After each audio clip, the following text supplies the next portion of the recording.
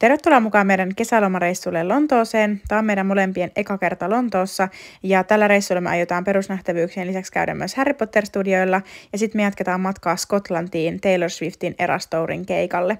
Ja tosiaan lentokentällä meillä oli aamupäivän lento, niin me käytiin loungeissa syömässä vähän aamupalaa ja sitten passin tarkastusten jälkeen suunnattiin portille ja koneeseen ja sitten lähdettiinkin kohti Lontoota. Lento meni tosi nopsaan ja oli kiva, kun oli selkeä keli, niin sitten näki tuolta ilmasta jo Lontoota. Ja sehän oli siis ihan valtava. Me ei ollut tosiaan kumpikaan aikaisemmin käyty täällä, joten tämä oli tosi mieleinen reissu meille molemmille. Ja sitten me päästiin Heathrowlle ja sieltä hypättiin junaan, joka vei meidät suoraan keskustaan.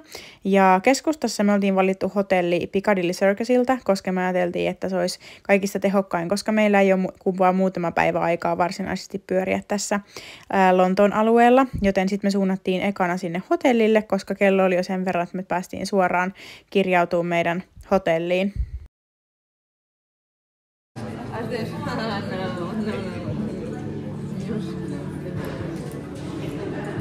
Ja majoittuminen on Lontoossa yleensä tosi kallista, mutta me onneksi löydettiin tämmöinen ihan kohtuuhintainen majoitus, ainut vaan, että siellä ei ollut ollenkaan ikkunoita.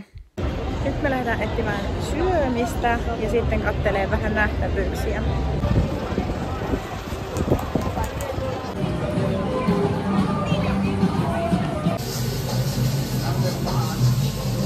Ja koska tämä kaupunki on meille molemmille uusi, niin pelkästään jo toi Lontoon kaduilla kävely oli ihan mahtavaa, koska näki semmoisia paikkoja ja maisemia, mitä on nähnyt aikaisemmin vaan kuvissa ja elokuvissa. Ja noi Lontoon kadut on niin kauniita. Mutta ekana me lähdettiin kävelemään tosiaan tonne, missä on London Eye ja Big Ben, koska me ajateltiin, että ne saadaan kuitattua nyt ekana listalta pois. Mitkä on ensivaikutelmat Lontoosta? Ihmisiä on paljon. Ja aika paljon ääntä mahtuu tähän kaupunkiin. Ja noi peruturistipaikat oli kyllä niin tupaten täynnä porukkaa, että vähän rupesi jo ahistamaan, niin siitä syystä me suunnattiinkin hyvin nopeasti vähän enemmän tonne syrjäkaduille, koska sielläkin on tosi upeita rakennuksia. Ja sitten me myös bongailtiin noita punaisia puhelinkoppeja, koska niitähän on tosi paljon ja paljon rauhallisempia kuvauspaikkoja löytyy vähän syrjemmästä kuin siitä Big Benin vierestä. Ja tämän päivän viimeinen nähtävyys Buckinghamin palatsi. Sekin löytyi täältä pienen kiertoreitin kautta.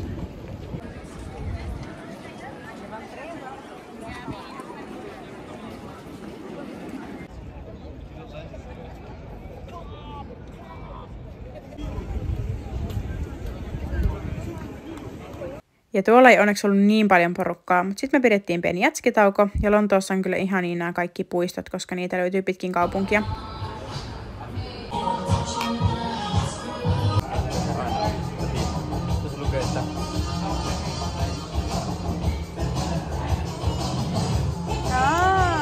Siellä oli oikein hyvät koktailit ja seuraavaksi me yritetään löytää ruokakauppa, mikä ei ole ihan helpointa sunnuntai-iltana, mutta Oxford Streetillä pitäisi olla joku, oliko se Costco, Tesco, joku ruokakauppa auki. Ja sitten meidän toinen kokonainen päivä Lontoossa alkoi aamupalalla. Meidän hotellin vieressä oli yksi tommonen Pret a Manger, niin me mentiin sitten siihen ja otettiin tollaset lämpimät toastit, tai mitkä ne nyt oli, ja vähän hedelmäsalaattia, kahvia ja mehua. Ja sitten sen jälkeen lähdettiin kiertelemään lisää nähtävyyksiä. Se on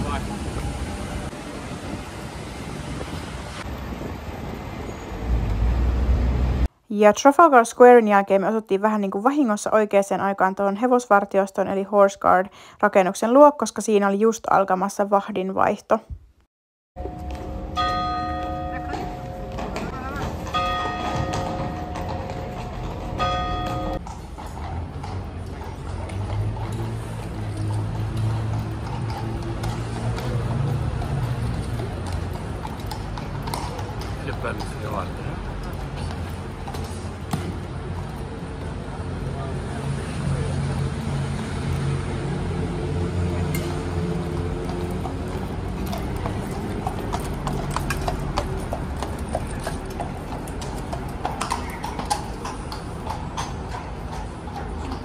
Sitten meidän suunnitelmana oli kävellä St. Jamesin parkin läpi taas uudestaan tuonne Buckinghamin palatsille.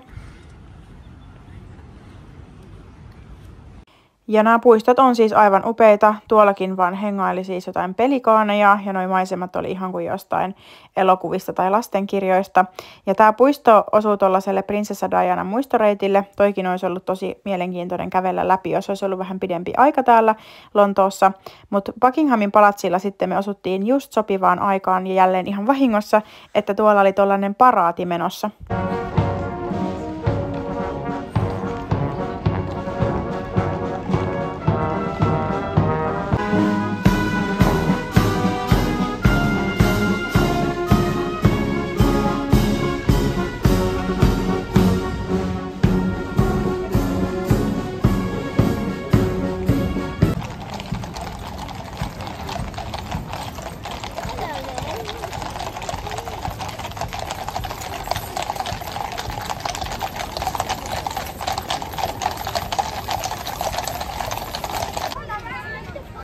Ja sitten meni ehkä vähän poukkoiluksi, mutta sitten me lähdettiin suuntaan takaisin kohti Sohoa. Me käytiin muun muassa Waterstonesin kirjakaupassa. Ja tuolla siis kaikki noin kirjojen painokset oli jotenkin tosi kauniita. Totta kai tonne on tehty sellaisia spesiaalipainoksia, mutta esimerkiksi noin satukirjat oli upeita. Ja sitten me mentiin myös tuollaiseen House of Mina Lima. Se on noita Harry Potterin kuvittajia. Niillä on tollainen kauppa, mistä saa sitten noita fanituotteita. Mutta mä en ostanut vielä mitään, koska me ollaan tosiaan menossa sinne studioille sit huomenna. Niin käytiin lähinnä vaan ihastelemassa noita kaikkia niiden sisustuksia. Ja sitten sen jälkeen jatkettiin matkaa Oxford Streetille. Ja myös sieltä mä löysin tuollaisen Harry Potter-fanikaupan, mutta sieltäkään ei lähtenyt mitään mukaan.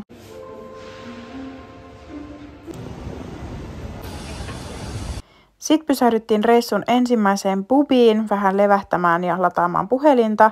Ja sitten jatkettiin matkaa kohti Covent Gardenia. Ja siihen matkalle sattui muun muassa toi teatteri, jossa ne esittää Harry Potter ja kirottu lapsi -näytelmää. Ja toi oli tosi hienon näköinen ulkopuoleltakin toi teatteri. Tällä kertaa ei ehditä katsomaan, mutta ehkä seuraavalla kerralla. Ja Covent Gardenissa meitä odotti yksi ruokapaikka, mitä me oltiin etukäteen katsottu, joten me mentiin tonne Flatironiin syömään. Ja siellä on helppo, kun siellä on listalla tasan toi yksi pihvi, sit sille saa valita lisukkeet, niin me otettiin puokkiin ranut ja sitten toi tollanen perunamuussi. Ja sitten siinä vielä lähtiessä saa jäätelön jälkiruuaksi.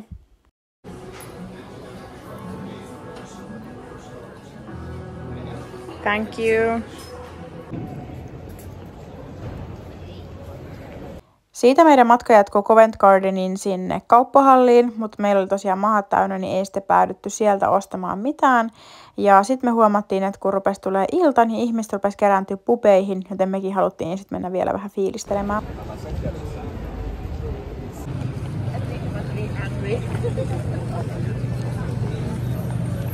Ja paluumatkalla hotellille me vahingossa törmättiin Shake Shackiin, joten se oli pakko testata, koska kumpikaan meistä ei ole ikinä siellä aikaisemmin käynyt syömässä. Nina, for me, thank you so much.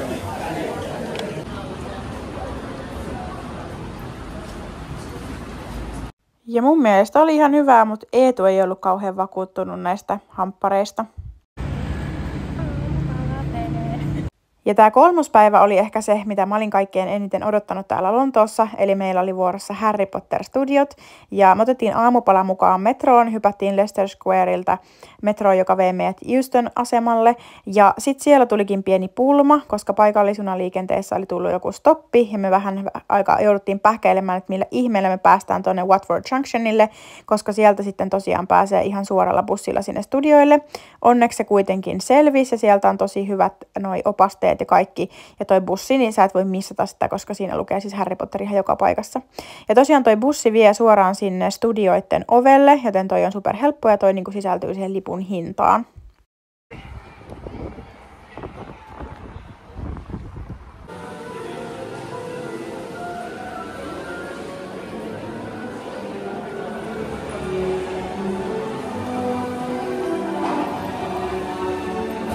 Ja mä olin jo pelkästään tuosta aulasta jo ihan mykistynyt ja me oltiin vähän etuajassa, niin me sitten kierreltiin vähän aikaa noita fanikauppoja, mutta sitten me mentiin kysyä, että saataisiko me mennä aikaisemmin, vaikka meidän liput oli vasta myöhemmälle ajalle ja me päästiin ja siellä oli tommonen Paluu Azkabaniin teemakokonaisuus meneillään, niin siihen kuului tollainen passi, mihin pystyisit kerää sen kierroksen aikana leimoja ja sitten me päästiinkin varsinaiselle kierrokselle. Tää suuri sali oli upea. Gryffindor. Now just over here is a very special costume.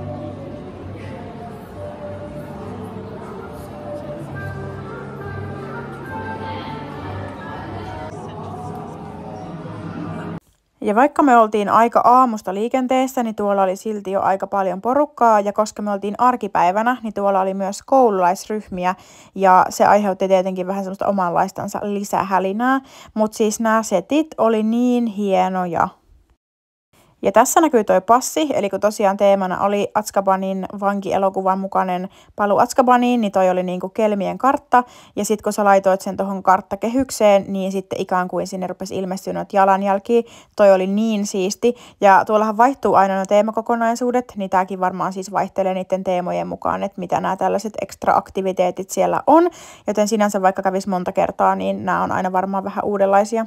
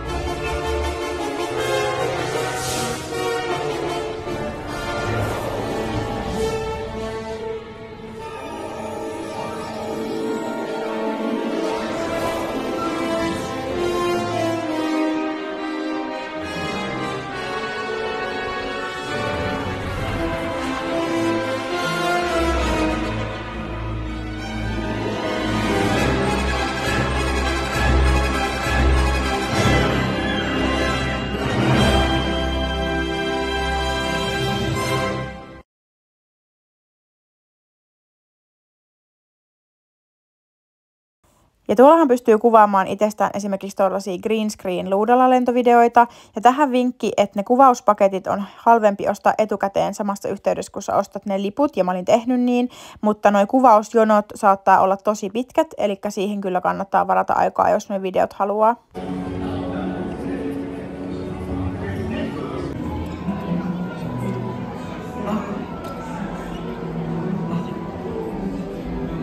Ja niin kuin näkyy, niin täällä on aika mahdoton ottaa kuvia ja videoita niin, ettei joku näkyisi siellä taustalla. Mutta aika kivasti ihmiset kyllä väistää sitten, kun ne huomaa, että sä yrität saada jonkun kuvan tai videon. In 3, 2, 1.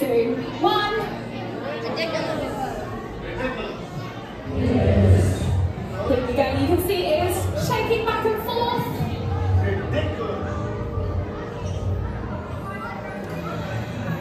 And there we go. You can see the mechanism. It's also... Ja toi oli ihan selkeästi sellainen enemmän lapsille suunnattu ohjelmanumero. Ja tuollaisia ohjelmanumeroja tuolla oli muutamia ja ne pyöri sillä lailla, että sitten aina muutaman minuutin välein se alkoi uudestaan. Ja vaikka tuolla oli tosi paljon lapsia, niin esimerkiksi tämä kielletty metsä oli kyllä mun mielestä sellainen, että tämä oli aika kuumottava, kun toi oli ihan tuollainen pimeä ja sitten oli sumuakin ja sitten niitä hämähäkkejä laskeutui tuolta ylhäältä, että en olisi yhtään ihmetellyt, vaikka siellä olisi joku lapsi säikähtänyt. Mutta oli kyllä mahtavaa, kun tuntui ihan siltä, että oikeasti kävelee siellä juurakoitten joukossa.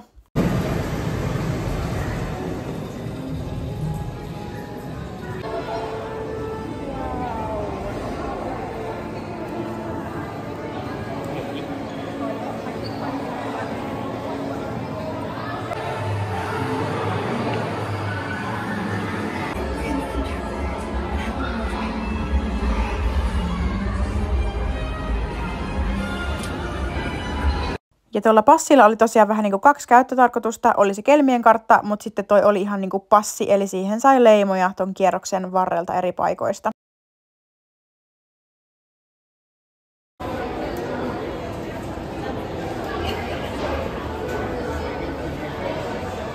Sitten tuolla kierroksen puolivälissä on kahvila. Me otettiin sieltä tietenkin kermakaljat ja vähän syömistä, mutta me ei kyllä kumpikaan tykätty noista kermakaljoista. Ne nyt meni vähän silleen väkisellään ja sitten me huudeltiin noin mukit, koska ne saa ottaa sieltä mukaan.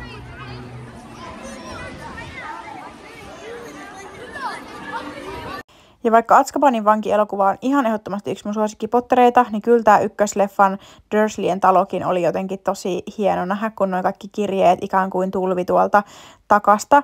Ja sitten tuolla oli toi pullistunut Marge, sekin oli niin hauska yksityiskohta.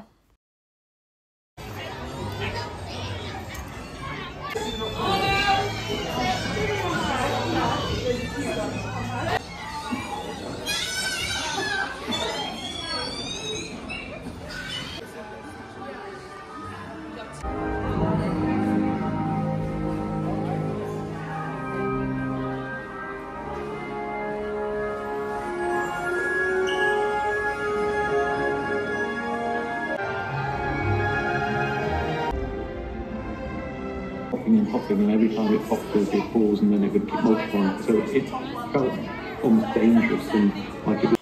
Ja toi Irvetä oli kyllä siis yksi mun suosikkisettejä. Ja sitten tästä videosta oli ihan pakko ottaa äänet pois sen takia, että kuten näette, niin tuolta lähestyy tuolta screeniltä, tai toi on joku kangas, mihin toi on heijastettu toi video, mutta toi on niin elävän näköinen, niin tuolta kun lähestyy toi lohikäärme ja se kohta syöksee tuulta, niin tuolla oikeasti lapset kiljui. Ja myös tämä viistokuja oli yksi mun lemppareita, mutta tuolla piti olla kyllä niin sähäkkä ottamaan kuvia, jos halusi itsestään sellaisen kuvan, missä ei näy muita. Ja sitten tämä Tylypahkan pienoismalli oli upea ja varsinkin siihen tehty tuo ankeuttaja-show.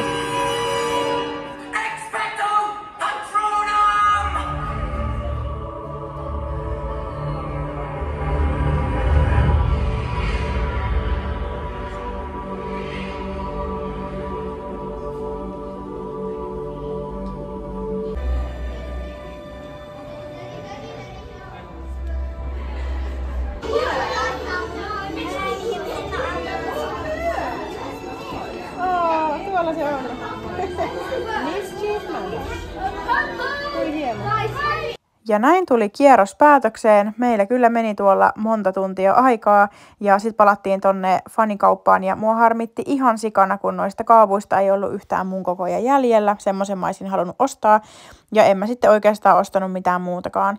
Ja me kyllä suositellaan tota kierrosta kaikille.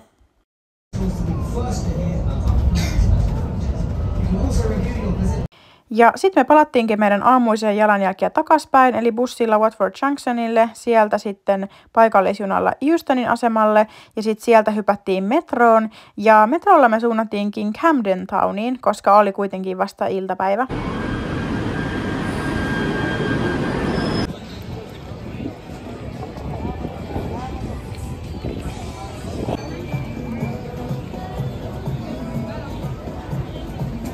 Eli tuolta Camden Townista löytyy siis sellainen Inverness Street Market, mikä on sellainen ulkoilmatori, missä myydään aika paljon kaikkea, varmaan vähän niin kuin piraattikamaakin. Ja sitten toi Camden Market on sellainen, missä on tällaisia pieniä putiikkeja, siellä on myös paljon ruokakojuja, mutta sieltä löytyy myös esimerkiksi Taylor Swift, tämmöistä niin kuin epävirallista fanituotevalikoimaa, ja löytyy Harry Styles-juttuja ja varmaan niin kuin ihan kaikkea maan ja taivaan väliltä. Sitä me kierreltiin ihmettelemässä ja sitten rupesi tulee jo nälkä, niin sitten me pysähdyttiin semmoiseen kreikkalaiseen ruokakojuun ja siitä me otettiin sellaiset gyrokset.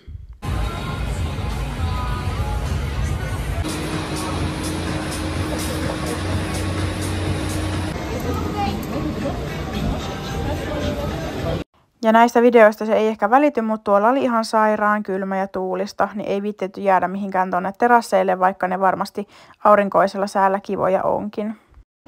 Nyt me tultiin takaisin Leicester Squarelle ja me käydään hotellilla hakemaan vähän lisää vaatetta ja pitämässä pikku lepotaukoa ja sitten lähdetään London Bridgeille.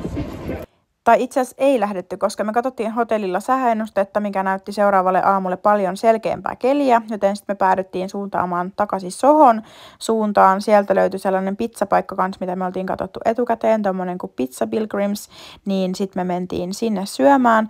Toi oli tommonen hauska sivukatu tavallaan, että sitä ei välttämättä olisi muuten hoksannut. Ja sitten siellä oli vielä erikseen tollainen sisäpiha, missä oli tosi monien ravintoloiden tollaiset terassit. Toi näytti tosi viihtyiseltä, mutta siellä oli valtava ääni, joten sitten kun meille tarvittiin pöytää tuolta vähän sivumalta, niin me otettiin kyllä se ilolla vastaan.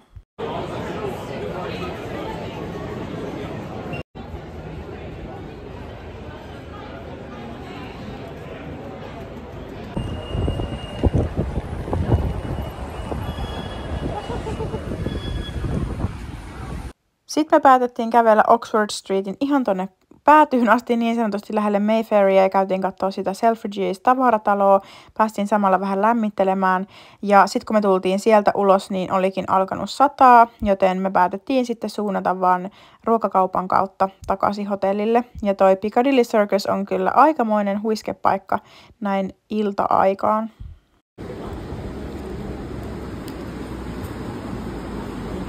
Sitten meidän 4. päivä Lontoossa alkoi niin, että me kirjauduttiin hotellista ulos, mutta saatiin onneksi jättää laukut sinne säilöön. Ja tänään oli sitten luvassa esimerkiksi se London Bridge.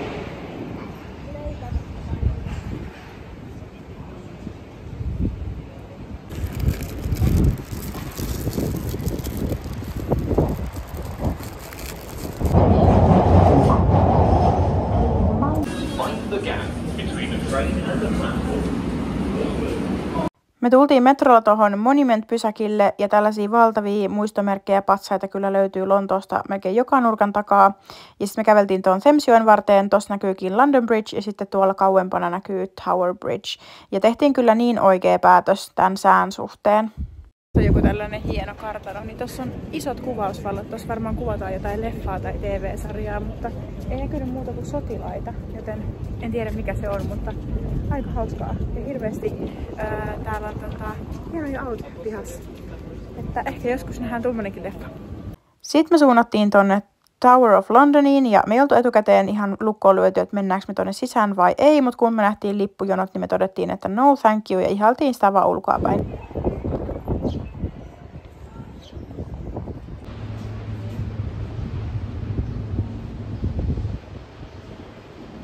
Ja toi Henry VIII ja kaikkien hänen vaimojensa aika Englannin historiassa on kyllä super mielenkiintoinen ja tapahtumarikas, joten ehdottomasti täytyy seuraavilla Lontoon reissuilla järjestää sille aikaa, että kerkee myös tonne käymään. Ja löytyy Lontoosta myös tuollaista modernia arkkitehtuuria. Ja kun me oltiin ylitetty Thamesjoki, niin sitten me lähdettiin kävelemään kohti London Bridgea, sitä toista rantaa pitkin ja sitten päädyttiin Borough Marketille ja sielläkin on siis tollaisia erilaisia ruokakojuja, mutta tuolla oli ihan tosi isot ruuhkat ja siksi me ei oikeastaan haluttu sit pysähtyä mihinkään ostoksille, vaan käveltiin siitä läpi. Ja seuraavaksi meillä oli suunnitelmana mennä Hyde Parkiin, joten me päädyttiin ottaa metro, koska tuolta oli sinne aika pitkä matka. Ja noi metrot oli kyllä superkäteviä, kun pystyi piippaamaan tuolla omalla pankkikortilla. Ja noi oli aika helppo hahmottaa. Tai no mä en niitä hirveän hyvin hahmottanut, mutta Eetu onneksi hahmotti. Ja sitten me päästiinkin tonne Hyde Parkin kulmille.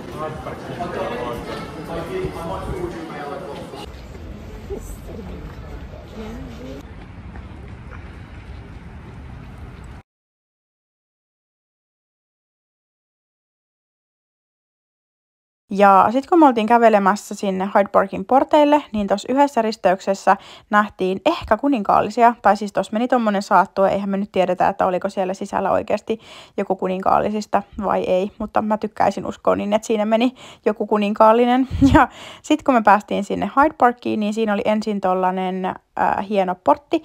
Ja niin kuin tuosta kohta näkyvästä kartasta näkyy, niin toi puisto on siis valtava, mutta me mentiin ekana tuossa ihan heti alussa olevaan sellaiseen ruusupuutarhaan. Emme kumpikaan nyt mitään suuria puutarha-ihmisiä olla, mutta olihan se niin kuin hieno ja sellainen just englantilaistyylinen puutarha.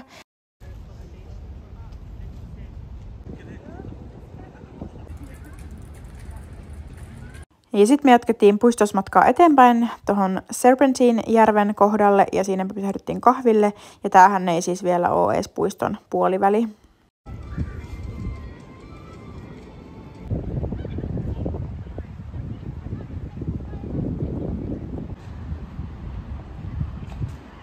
Ja sitten me jatkettiin puiston poikki tuohon Marble Archille.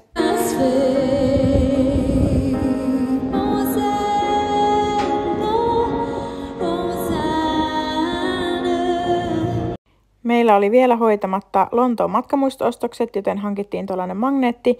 Ja sitten meillä oli myös syömättä fish and chipsit, joten suunnattiin lähimpään pubiin ja tilattiin molemmille fish and chips.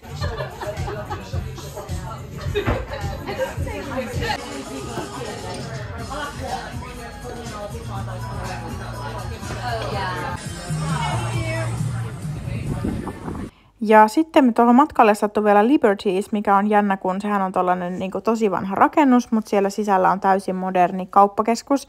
Ja kun mä näin, että siellä oli tollainen osasto, missä oli tommosia englantilaisten rouvien hattuja, joita käytetään häissä ja laukkakilpailuissa, niin mun oli pakko päästä niitä sovittamaan.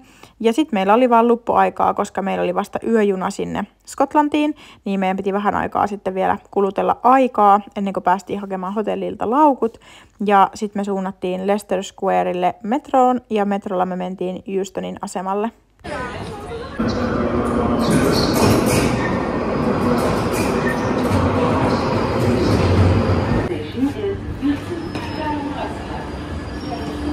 Ja me oltiin varattu yöjunaksi tommonen Caledonian Sleeper, koska me haluttiin ehdottomasti semmonen juna, mistä me saadaan kunnon makuuvaunut. Tuolla on myös istumapaikkoja, mutta me haluttiin nukkumaan. Eli nyt me lähdetään yöjunalla kohti Skotlantia ja meillä on vaunu G, huone 3.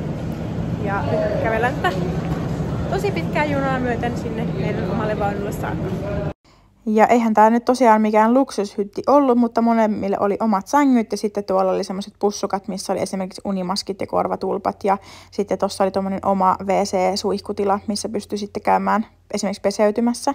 Ja tosiaan Lontoossa pistettiin jo nukkumaan, juna lähti sitten liikkeelle ja yön aikana puksutteli Skotlantiin, niin aamulla kun me herättiin, niin sitten oltiinkin jo siellä nummimaisemissa. Ja Skotlannissa oli siis Lontootakin kylmempi, siis ihan sairaan kylmä.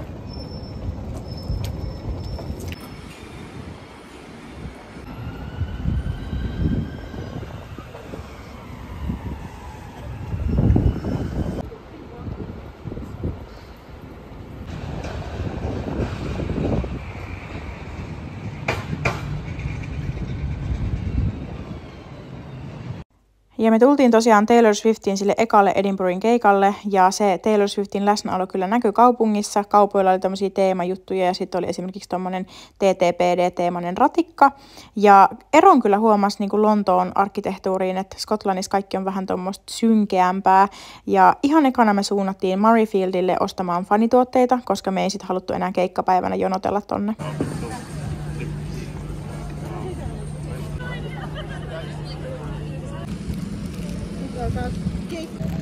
Eikö sun naamainen? Sun pitää tulla enemmän tänne reunaan, niin oottaa. Ja sitten kun fanituotteet oli ostettu, niin sitten me suunnattiin Edinburghin keskustaan. Ja me ei tosiaan aiottu majoittua Edinburghissa, joten meillä oli oikeastaan vaan toi päivä aikaa kierrellä siellä nähtävyyksiä. Ja onneksi meillä oli siihen paikallisopas mukana, sillä mun sisko oli lentänyt jo paria päivää aikaisemmin suoraan tonne Edinburghiin. Ja se oli ehtinyt jo vähän kierrellä siellä, niin se osasi sitten esitellä meille tehokkaasti noi tärkeimmät nähtävyydet. Käytiin me pyörähtää myös muutamassa tommosessa Taylor Swift-aiheisessa kaupassa. Ja oli hauskaa, kun noita friendship braceletteja oli joka paikassa ja tosi paljon näkyi faneja, että oli tosi paljon ihmisillä niinku just fanipaitoja ja noita koruja, mistä tunnisti, että ketkä on tulossa keikalle. Sitten me käytiin vähän nappaamassa lounasta, löydettiin ihan sattumalta kiva tommonen nepalilainen ja sitten jatkettiin kiertelyä.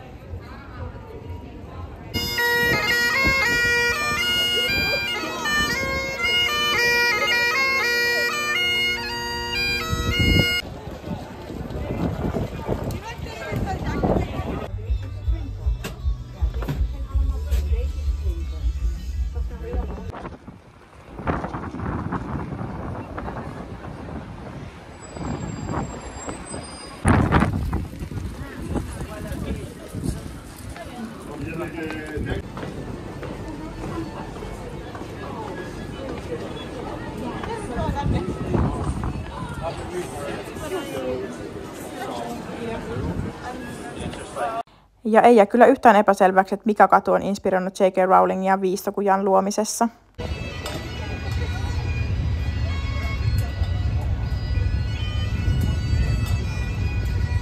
Ja sitten me haluttiin ottaa kuvia ton Edinburgh Castlein kanssa, joten kiivettiin tommoselle näköalapaikalle.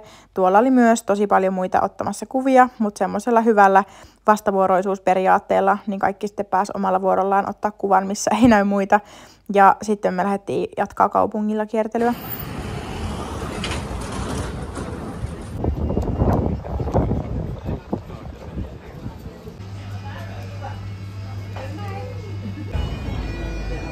Joo. Seuraava kohde meillä oli tommonen hautausmaa, mistä J.K. Rowling on poiminut hautakivistä inspiraatiota Harry Potter-sarjan hahmojen nimiin, ja vaikka kyllä meistä aika huolellisesti kierrettiin, niin ei me hirveän montaa sellaista nimeä tuolta pongattu. Sitten me ajateltiin, että nyt olisi hyvä aika ruveta sitten siirtymään meidän varsinaiseen majoituskaupunkiin, eli Glasgowhun. Tosiaan kun me tätä reissua varattiin ja me tutkailtiin Edinburghin majoituksia, niin ne oli ihan sairaan kalliita heti, kun Taylor julkaisi nämä keikat, joten me tehtiin sitten tällainen taloudellinen ratkaisu, eli päädyttiin varaamaan hotelli Glasgown puolelta, koska noiden kaupunkien välillä kuitenkin kulkee julkinen liikenne ihan hyvin. Ja päästiin sitten tuonne hotelliin ja se oli ihan kiva tuossa kaupungin keskustassa.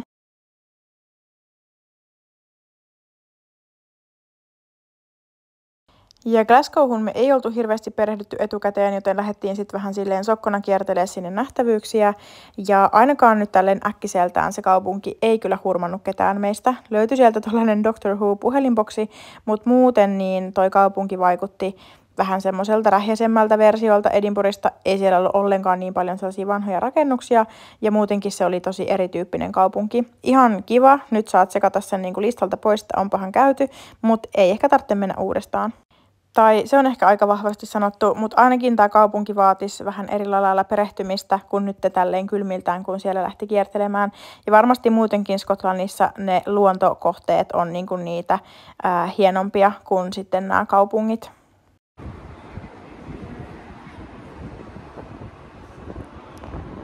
Ja syömään me päädyttiin vähän niin kuin sattumalta sellaisen nopean Google Maps-haun perusteella tommoseen hapanjuuripizzeriaan ja siellä oli kyllä hyvät ruuat.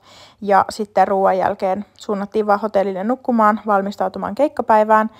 Ja tosiaan kun me oltiin siellä yöjunalla matkustettu, niin oli vähän huonot yöunet takana, niin sitten Eetu jäi vielä seuraavana aamuna nukkumaan vähän pitempään. Ja me lähdettiin mun siskon kanssa 2 aamupalalle.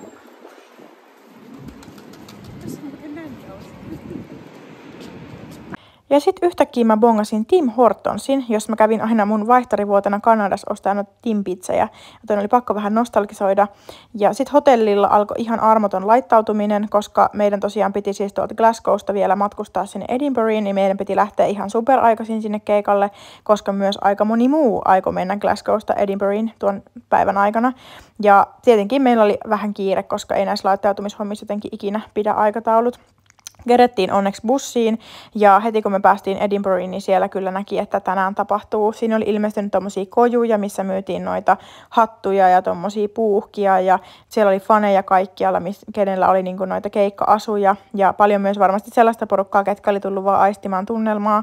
Ruuhkia oli ihan kaikkialla ja kun me päästiin vihdoin noista porteista sisään, niin sitten me saatiin ne semmoiset valorannekkeet ja päästiin myös vaihtelemaan noita friendship braceletteja muiden fanien kanssa.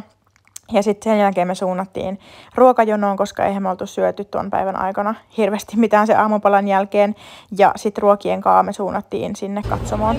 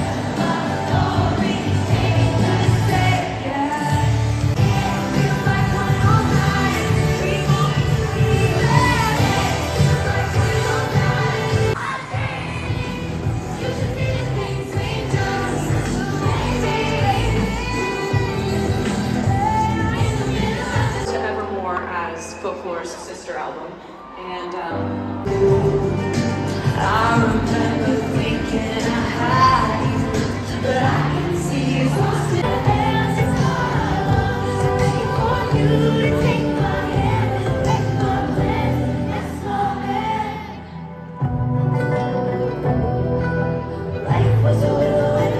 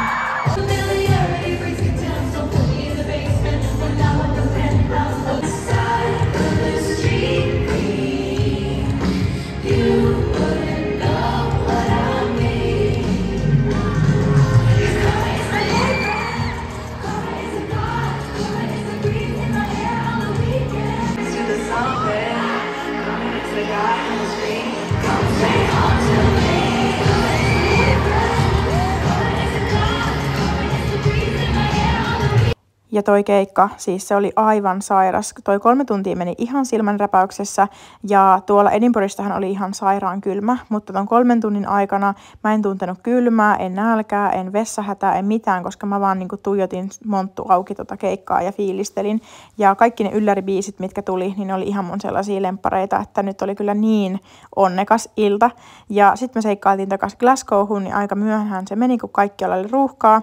Aamulla meidän piti sitten kirjautua ulos jo hotellista ja kerättiin taas sitten kaupungille vähäksi aikaa kiertelemään. Ja tuossa oikeastaan vaan keskusta-alueella pyörittiin, kun ei meillä sitten hirveästi ollut sitä ylimääräistä aikaa.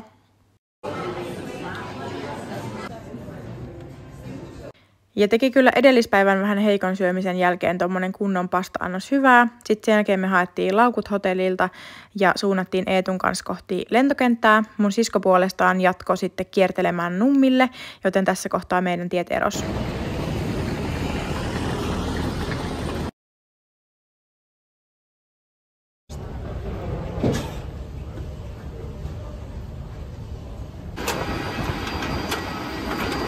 Ja tää oli kyllä monella tapaa todella ikimuistoinen reissu ja tuli täytettyä monta unelmaa, mutta ehdottomasti Lontooseen pitää tulla vielä uudestaan, koska sieltä jäi kyllä näkemättä ja kokematta vielä tosi monta paikkaa. Kiva kun olit meidän reissussa mukana.